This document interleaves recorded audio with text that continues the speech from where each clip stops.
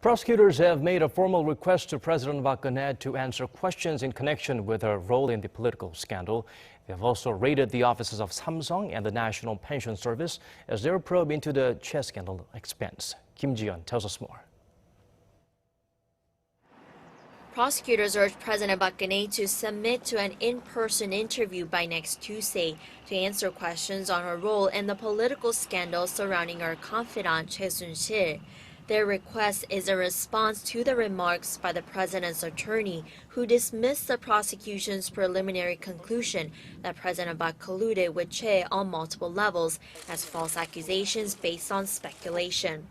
Also on Wednesday, prosecutors raided the offices of the National Pension Service and Samsung's Strategic Planning Department as part of efforts to gather evidence that Che forced companies into giving tens of millions of dollars to two government-linked foundations she controlled by exploiting her ties with the president.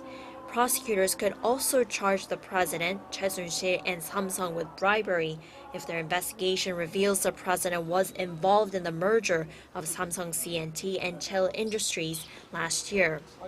They suspect the president of pressuring the National Pension Service, which holds 10% of Samsung C&T shares, to back the merger.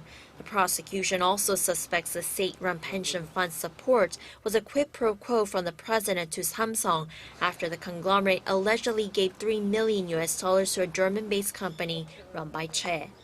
This is the prosecutor's third raid on Samsung this month in connection with the scandal. The conglomerate is also suspected of making donations in excess of $66 million to the two foundations that Che controlled. Kim Ji-yeon, Arirang News.